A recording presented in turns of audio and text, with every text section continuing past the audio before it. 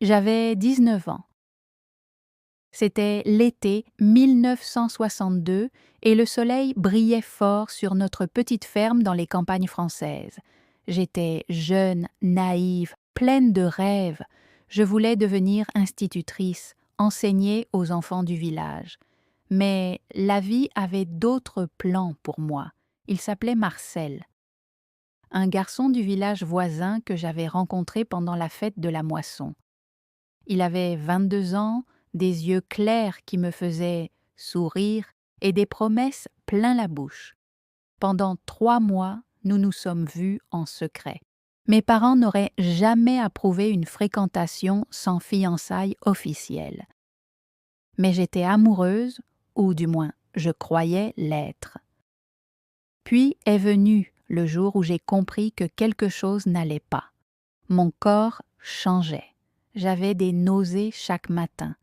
Ma mère, femme perspicace qui avait élevé 7 enfants, a immédiatement su. Elle ne m'a pas posé de questions. Elle est allée directement voir mon père. Ce soir-là, j'entends encore les cris. Mon père, homme dur forgé par les années de travail dans les champs, a frappé du poing sur la table si fort que les assiettes ont tremblé. « Tu as déshonoré cette famille !» hurlait-il. Ma mère pleurait dans son tablier. Mes frères et sœurs nous regardaient depuis l'escalier, terrifiés. Nous avons cherché Marcel. Il avait disparu. Parti pour Paris, nous a-t-on dit. Sa propre famille avait honte et refusait de parler de lui. J'étais seule, enceinte, déshonorée dans un village où tout le monde se connaissait depuis des générations. Les commérages ont commencé immédiatement. À l'église, les femmes chuchotaient sur mon passage. Au marché, les regards me brûlaient la peau. Ma mère ne pouvait plus sortir sans entendre les remarques acerbes. Mon père, fier paysan respecté, voyait sa réputation s'effondrer. C'est alors qu'Henri est apparu dans nos vies. Il avait 45 ans, veuf depuis 3 ans, propriétaire de la plus grande ferme de la région. Un homme austère, au visage sévère marqué par les intempéries. Il possédait des terres, du bétail, une grande maison en pierre. Mon père l'a approché après la messe un dimanche. Ils ont négocié mon avenir comme on négocie la vente d'une vache. Henri a accepté de m'épouser, de donner un nom à l'enfant que je portais, de sauver l'honneur de ma famille. En échange, il obtiendrait une jeune épouse pour s'occuper de sa maison et travailler à ses côtés. Mon père était soulagé. Ma mère pleurait, mais de gratitude cette fois. On ne m'a pas demandé mon avis. On m'a simplement informé que je me marierais dans 3 semaines. J'ai rencontré Henri 2 fois avant le mariage. 2 conversations brèves et glaciales où il m'a expliqué ses attentes. Une femme obéissante, travailleuse, discrète, quelqu'un qui ne le dérangerait pas. Le jour du mariage est arrivé trop vite. Je portais la robe de ma mère, retouchée à la hâte pour cacher mon ventre qui commençait à s'arrondir. À l'église, tout le village était là. Certains par curiosité, d'autres par pitié. J'avançais dans l'allée centrale, mes mains tremblaient si fort que j'ai failli lâcher le bouquet de lavande. Henri se tenait devant l'autel, rigide dans son costume noir. Il ne m'a pas souri. Quand le prêtre a demandé si je prenais cet homme pour époux, ma voix était à peine audible. Oui, un oui qui résonne encore dans mes oreilles 63 ans plus tard. Un oui qui n'en était pas vraiment un. Après la cérémonie, les invités ont dit que j'avais de la chance. Henri est un bon parti, disaient les femmes. Il te sauve du déshonneur, ajoutaient les hommes. Mes parents rayonnaient de soulagement. Moi, je souriais, mais à l'intérieur, quelque chose s'était brisé. Cette nuit-là, dans la grande maison froide d'Henri, j'ai pleuré jusqu'à l'aube. J'avais 19 ans et ma vie était déjà terminée. Les premiers mois ont été une descente lente et méthodique dans une réalité que je n'aurais jamais pu imaginer. La grande maison en pierre, qui avait semblé si imposante le jour de mon mariage, est rapidement devenue une prison aux murs épais. Henri était un homme de routine rigide. Chaque matin, je devais me lever à 5 heures, préparer son café exactement comme il l'aimait, fort et sans sucre. Le petit déjeuner devait être sur la table à 5h30 précises. S'il était en retard, même de 5 minutes, il ne disait rien, mais son regard glacial en disait assez. Il décidait de tout. Les vêtements que je portais. « Cette robe est trop voyante. Change-toi », disait-il. Les personnes avec qui je pouvais parler. « Tu n'as pas besoin d'amis, tu as du travail », affirmait-il. Même le temps que je passais à l'église le dimanche était chronométré. 1 heure, pas plus, il y a du travail qui t'attend à la maison. Mon fils est né en février 1963 par une nuit glaciale où le vent hurlait contre les volets. Henri n'était même pas à la maison. Il était au café du village jouant aux cartes avec ses amis. C'est ma belle-sœur qui m'a aidée à accoucher. Quand Henri est rentré le lendemain matin et a vu le bébé, il a simplement dit « Au moins, c'est un garçon, il pourra travailler ». Mais il ne l'a jamais traité comme son fils. Jamais un mot doux, jamais un geste affectueux. Il l'appelait toujours « le petit » ou « l'enfant », jamais par son prénom, Thomas. Et devant les autres, il disait « Je l'ai accepté par charité, c'est bien plus que ce que sa mère méritait. » Ces mots me transperçaient comme des couteaux, mais je ne pouvais rien dire. Parler aurait signifié l'ingratitude. Et dans notre communauté, une femme ingrate était pire qu'une femme déshonorée. Ma journée commençait avant l'aube et se terminait bien après le coucher du soleil. Je m'occupais de la maison, des poules, du potager, de la traite des vaches. Je préparais les repas, lavais le linge à la main dans l'eau glacée du puits, repassais, raccommodais, nettoyais. Henri supervisait tout. Si un bouton était mal cousu, il me le faisait refaire. Si le dîner n'était pas à son goût, il renversait l'assiette et me disait de recommencer. Les voisins nous voyaient comme un couple modèle. Henri, généreux bienfaiteur, qui avait sauvé une jeune femme de la honte. Moi, l'épouse reconnaissante qui travaillait dur pour mériter cette seconde chance. Quand nous allions au village, les gens saluaient Henri avec respect et me regardaient avec un mélange de pitié et d'approbation. « Tu as tellement de chance d'avoir un homme comme Henri », me disait Madame Dubois, la boulangère. « Après ce qui s'est passé, beaucoup d'hommes t'auraient rejeté », ajoutait Madame Lefebvre. Je souriais et acquiesçais. « Oui, j'ai beaucoup de chance. » Les mots sortaient de ma bouche comme une prière apprise par cœur. Mais la nuit, quand tout le monde dormait, je m'enfermais dans la salle de bain et pleurais. Je mordais une serviette pour étouffer mes sanglots. Je ne voulais pas que Thomas m'entende. Je ne voulais pas qu'Henri sache que quelque chose en moi résistait encore. Les années ont passé. 1, 2, 5, 10 ans. J'ai eu 2 autres enfants avec Henri, 2 filles, Marie et Sophie. Il les traitait mieux que Thomas, mais l'affection n'était jamais son fort. Elles aussi devaient obéir sans question, travailler dur, ne jamais se plaindre. Thomas grandissait en me voyant toujours courbée, toujours silencieuse. Il pensait que c'était normal qu'un homme parle à sa femme comme Henri me parlait. Normal qu'une femme n'ait pas le droit d'avoir des opinions, des désirs, des rêves. Je formais sans le vouloir la prochaine génération à perpétuer ce cycle. À 40 ans, je me regardais dans le miroir et ne me reconnaissais plus. Mes cheveux commençaient à grisonner. Mon visage était marqué par la fatigue et le soleil. Mes mains étaient rugueuses, abîmées. Mais le pire, c'étaient mes yeux. Ils étaient vides. La jeune fille qui rêvait de devenir institutrice avait complètement disparu. Un soir, alors que je préparais le dîner, j'ai eu une pensée terrible. Si je mourais demain, est-ce que quelque chose changerait? La réponse était non. Henri trouverait quelqu'un d'autre pour faire le travail. Les enfants continueraient leur vie.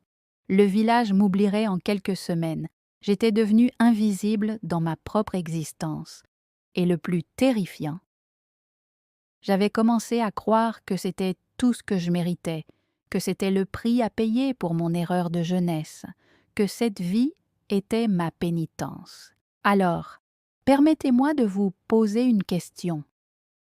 Que pensez-vous de ce que vous avez entendu jusqu'à présent? Est-ce du sacrifice ou de l'emprisonnement? Était-ce vraiment de la chance ou une condamnation déguisée? Je veux connaître votre opinion. Laissez un commentaire et dites-moi ce que vous ressentez. Votre voix compte. Je vous remercie du fond du cœur d'être encore ici, d'écouter mon histoire. Croyez-moi, le plus difficile est encore à venir, mais c'est aussi ce qui m'a finalement libérée. J'avais 52 ans quand j'ai découvert la vérité qui allait tout changer. C'était un mardi après-midi de novembre, je m'en souviens comme si c'était hier. Henri était parti en ville, prétendument pour une réunion avec son notaire concernant l'achat de nouvelles terres. Il devait rentrer tard dans la soirée. J'étais au marché quand j'ai vu Madame Arnaud, une connaissance de la ville voisine. Elle semblait gênée de me voir. « Oh, bonjour !» a-t-elle bégayé, détournant rapidement le regard. Son malaise était palpable. J'ai essayé d'engager la conversation, mais elle s'est excusée précipitamment et est partie presque en courant. J'ai trouvé cela étrange, mais je n'y ai pas pensé davantage. Du moins, pas avant que Madame Colette, la postière, me prenne à part quelques jours plus tard. Elle était une des rares personnes du village avec qui j'avais gardé un semblant d'amitié. Elle m'a emmenée derrière le bureau de poste et m'a regardée avec des yeux pleins de pitié. « Écoute, » a-t-elle commencé, hésitante. « Je ne sais pas si je devrais te dire ça, mais je pense que tu as le droit de savoir. Henri, il a une autre vie en ville, une femme. Ça dure depuis des années. Tout le monde le sait, sauf toi apparemment. Le monde s'est arrêté de tourner. Mon cœur battait si fort que j'entendais le sang pulser dans mes oreilles. Quoi?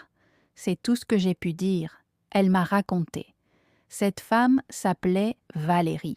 Elle tenait une boutique de tissus en ville. Henri la voyait régulièrement depuis au moins 15 ans. Il lui avait même acheté un appartement. Ils étaient en des vues ensemble au restaurant, au cinéma, se promenant main dans la main comme un véritable couple. J'ai écouté, pétrifiée, alors que ma vie entière se fracassait autour de moi. Toutes ces fois où Henri prétendait avoir des affaires en ville, toutes ces absences, tous ces mensonges. Ce soir-là, quand Henri est rentré, je l'ai confronté. Mes mains tremblaient, mais pour la première fois en 3 décennies, j'ai trouvé ma voix. « Je sais pour Valérie », ai-je dit simplement. Il ne s'est même pas donné la peine de nier. Il a posé son chapeau sur la table, m'a regardé avec une froideur qui m'a glacé le sang et a dit « Et alors, tu devrais me remercier d'avoir eu la décence de garder ça discret. Tu devrais être reconnaissante que je t'ai donné un toit et un nom respectables. Sans moi, tu serais quoi? Une traînée avec un bâtard vivant dans la misère et la honte. » Ces mots étaient des poignards, mais le pire, c'était son ton, calme, détaché, comme s'il énonçait un fait évident. Pour lui, j'étais redevable à vie. Mon erreur de jeunesse était une dette que je ne pourrais jamais rembourser.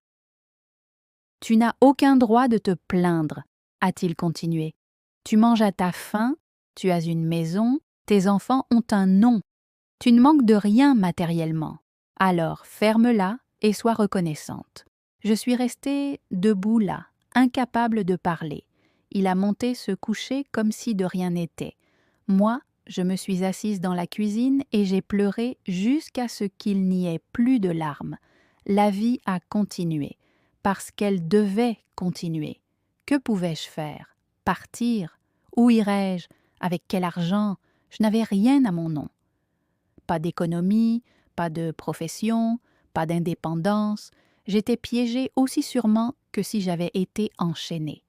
Mais le pire était l'humiliation, savoir que tout le monde savait. Les regards que je recevais au village prirent un nouveau sens. Ce n'était pas de la pitié pour mon passé, c'était de la pitié pour mon présent. J'étais la femme trompée, celle que son mari allait voir ailleurs parce qu'elle n'était pas assez bien. Et Henri continuait sa double vie sans honte. Il allait voir Valérie 2 fois par semaine. Il rentrait avec le parfum d'une autre femme sur ses vêtements. Parfois, je trouvais des reçus de restaurants où je n'avais jamais mis les pieds, de cadeaux que je n'avais jamais reçus. Mes enfants ont grandi sans jamais connaître la vérité. Ils voyaient leur père comme un homme sévère mais respectable. Ils me voyaient comme une mère dévouée mais étrangement résignée.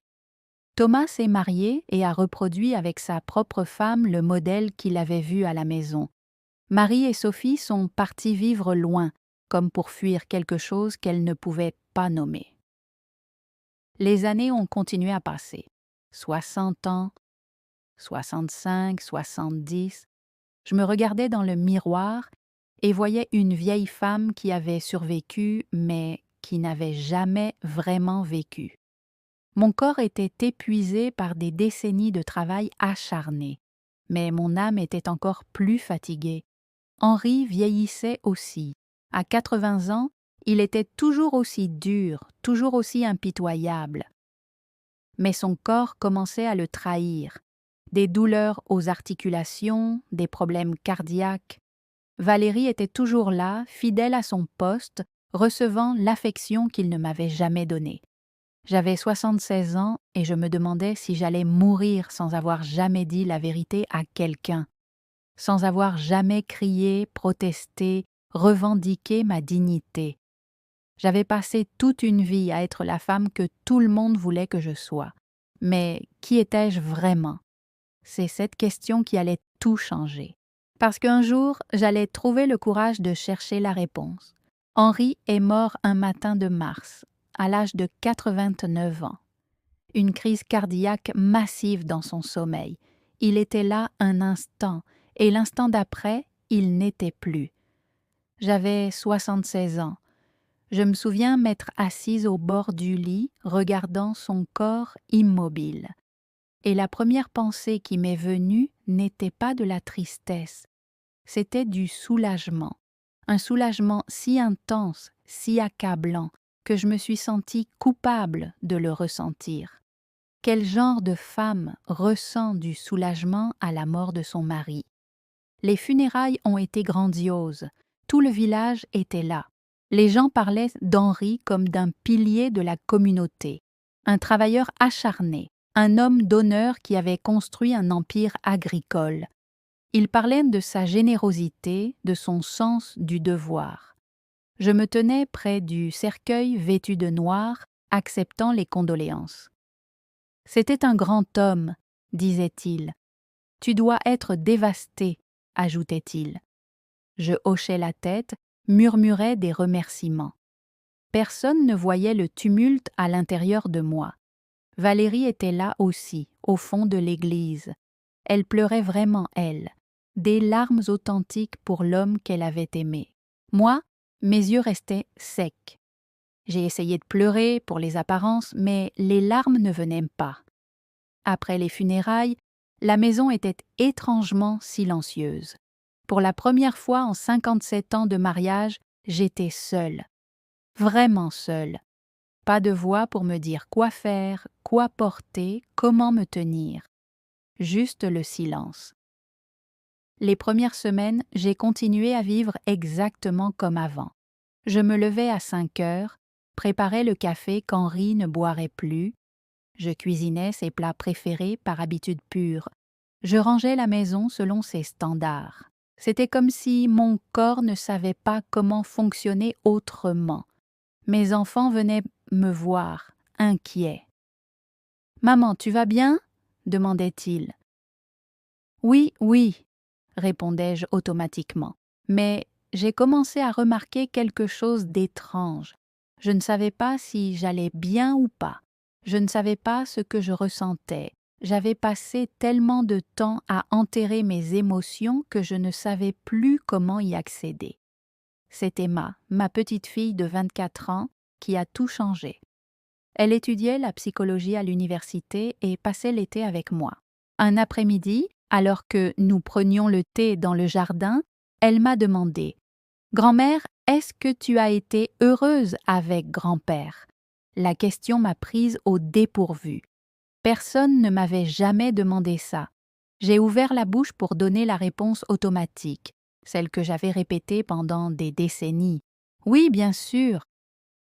Mais les mots sont restés coincés dans ma gorge. Emma m'a regardée avec des yeux doux mais pénétrants. « Grand-mère, tu peux me dire la vérité. Je ne suis pas là pour juger. » Et pour une raison que je ne peux pas expliquer, j'ai éclaté en sanglots. Des sanglots profonds, violents, qui venaient du plus profond de mon être. 60 ans de larmes retenues ont jailli d'un coup. Emma m'a prise dans ses bras et m'a laissé pleurer. Quand j'ai finalement pu parler, les mots sont sortis comme un torrent. Je lui ai tout raconté. Le mariage forcé, le contrôle constant, l'humiliation, Valérie, les décennies de silence, la prison invisible dans laquelle j'avais vécu. Emma pleurait avec moi. Quand j'ai eu fini, elle m'a pris les mains et a dit quelque chose que personne ne m'avait jamais dit. « Grand-mère, tu as été prisonnière toute ta vie.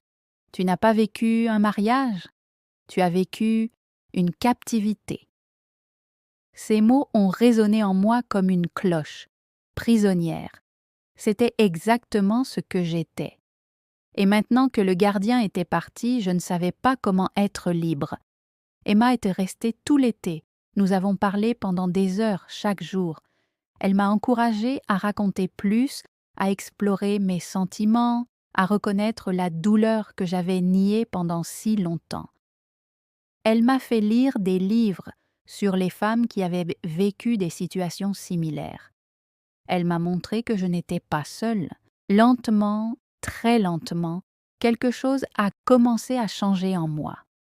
J'ai commencé à me réveiller à 8 heures au lieu de 5. J'ai commencé à porter des couleurs au lieu de toujours du gris ou du noir.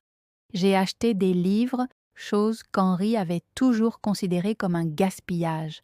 J'ai même commencé à sortir seule au village, à prendre un café au bistrot, à parler avec d'autres femmes. Un jour, j'ai décidé de redécorer la maison. J'ai enlevé tous les meubles sombres qu'Henri aimait et les ai remplacés par des couleurs claires et joyeuses. J'ai accroché des rideaux fleuris aux fenêtres. J'ai planté des fleurs partout dans le jardin. La maison a cessé d'être sa maison et est devenue la mienne. Mais la transformation la plus profonde était intérieure. Pour la première fois de ma vie, j'ai commencé à me demander « qu'est-ce que je veux ?» Pas ce que mon père voulait, pas ce qu'Henri voulait, pas ce que la société attendait, mais moi, qui étais-je? Qu'est-ce que je voulais? La réponse n'est pas venue facilement. À 78 ans, puis 79, puis 80, j'ai continué à chercher. J'ai rejoint un club de lecture. J'ai appris à peindre. J'ai même pris des cours d'informatique pour communiquer avec mes petits-enfants. Et quelque chose d'étrange s'est produit. Les gens ont commencé à me voir différemment. Pas comme la pauvre veuve d'Henri, mais comme une personne à part entière, une femme avec des opinions, des passions, une personnalité. À 82 ans, j'ai finalement compris quelque chose de fondamental. Il n'est jamais trop tard pour commencer à vivre. Même si vous avez passé 8 décennies à survivre, vous pouvez encore choisir de vivre vraiment. Mais il me manquait encore une chose que je devais faire pour être complètement libre. Je devais dire la vérité. Pas juste à Emma, pas juste à moi-même, mais à tout le monde. C'était un dimanche de septembre, 6 ans après la mort d'Henri. J'avais 82 ans. L'église était pleine pour la messe matinale, comme toujours. Les mêmes visages que je voyais depuis des décennies, les mêmes bancs où nous nous étions assis pendant des années. Après la messe, le père Michel a annoncé qu'il y aurait une réunion de la communauté dans la salle paroissiale. Des discussions sur les rénovations de l'église, les activités pour les jeunes, les préparatifs pour la fête du village. J'y allais par habitude, sans vraiment y penser. Mais ce jour-là était différent. Quelque chose bouillonnait en moi depuis des semaines. Emma m'avait dit lors de sa dernière visite, « Grand-mère, tu as trouvé ta voie. Maintenant, tu dois l'utiliser. Pas juste pour toi, mais pour toutes les femmes qui vivent encore ce que tu as vécu. » Nous étions environ 50 personnes dans la salle. Mes 3 enfants étaient là avec leurs familles, des voisins, des amis, des connaissances de toute une vie. Le père Michel parlait du budget pour les nouvelles cloches quand j'ai senti mon cœur se mettre à battre très fort. J'ai levé la main. Le père Michel, surpris, s'est arrêté. « Oui, Marguerite ?» Je me suis levée. Mes jambes tremblaient, mais je me suis tenue droite. « Père, avec votre permission, j'aimerais dire quelque chose d'important. » Le silence s'est installé dans la salle. Tous les yeux étaient tournés vers moi. Je pouvais voir Thomas froncer les sourcils, inquiet. Marie semblait perplexe. Sophie me regardait avec curiosité. J'ai pris une grande respiration. Je vais vous raconter une histoire. L'histoire d'une jeune fille de 19 ans qui a fait une erreur, qui est tombée enceinte hors mariage et que sa famille a forcé à épouser un homme qu'elle ne connaissait pas pour sauver l'honneur familial. Les murmures ont commencé, mais je ne me suis pas arrêtée. Ma voix, d'abord tremblante, devenait plus forte. Cette jeune fille est devenue une femme qui a passé 57 ans dans un mariage qui était une prison. Un homme qui contrôlait chaque aspect de sa vie, qui la traitait comme une servante, pas comme une épouse, qui avait une maîtresse pendant des décennies pendant qu'elle travaillait jusqu'à l'épuisement dans sa ferme. J'ai vu les visages changer, la surprise, le choc, l'incrédulité. Thomas était debout maintenant, pâle comme un fantôme. « Maman, qu'est-ce que tu fais ?» a-t-il chuchoté d'une voix rauque. « Je dis la vérité, mon fils, la vérité que j'aurais dû dire il y a des décennies. Cette femme, c'est moi. Henri n'était pas le saint homme que tout le monde pense. Il m'a contrôlé, humilié, trahi. Et j'ai gardé le silence parce qu'on m'a appris que c'était mon devoir, parce que j'étais reconnaissante qu'il m'ait sauvée. » Les larmes coulaient maintenant sur mon visage, mais ma voix ne faiblissait pas. Mais il ne m'a pas sauvée, il m'a emprisonnée, et je suis restée silencieuse pendant que ma vie s'écoulait, année après année, parce que j'avais honte de mon erreur de jeunesse, honte de ne pas être assez forte pour partir, honte d'admettre que le mariage que tout le monde admirait était un cauchemar. Le silence dans la salle était assourdissant. Puis Madame Girard, une femme de 75 ans que je connaissais depuis toujours, s'est levée lentement. Des larmes coulaient sur ses joues ridées. « Marguerite a raison, » a-t-elle dit d'une voix brisée. « Mon mari aussi. Il me battait. Pendant 40 ans. Personne ne le savait. J'avais trop honte pour en parler. » Un autre silence. Puis Madame Rousseau, plus jeune, peut-être 50 ans, s'est levée à son tour. « Mon mari me trompe depuis des années. Tout le monde le sait, sauf moi officiellement. Je fais semblant de ne pas savoir parce que je ne sais pas où aller avec mes enfants. » Une à une, d'autres femmes se sont levées. Certaines racontaient des histoires de contrôle. D'autres parlaient d'humiliation constante, de violence psychologique, d'isolation. Des femmes de différents âges, de différentes situations, mais toutes avec le même fil conducteur, le silence forcé, la honte imposée, la prison invisible. Les hommes dans la salle étaient pétrifiés. Certains semblaient choqués, d'autres gênés. Quelques-uns sont sortis, incapables de faire face à ce qu'ils entendaient. Mais beaucoup sont restés, écoutant avec une expression indéchiffrable. Mon fils Thomas s'est approché de moi, le visage rouge, les yeux remplis de larmes. « Maman, je ne savais pas. Tout ce temps, je pensais, mon Dieu, qu'est-ce que j'ai fait à ma propre femme? J'ai reproduit ce que papa faisait. » Il s'est effondré sur une chaise, la tête entre les mains. Sa femme, Claire, s'est approchée de lui, hésitante. Elle m'a regardée avec des yeux pleins de gratitude et de douleur mêlée. Marie et Sophie m'ont entourée, me tenant chaque main. « Maman, pourquoi tu ne nous as jamais rien dit ?» sanglotait Marie. « Nous aurions pu t'aider. »« Comment aurais-je pu ?» ai-je répondu doucement. « Vous étiez des enfants, et plus tard, quand vous étiez adultes, comment aurais-je pu détruire l'image de votre père ?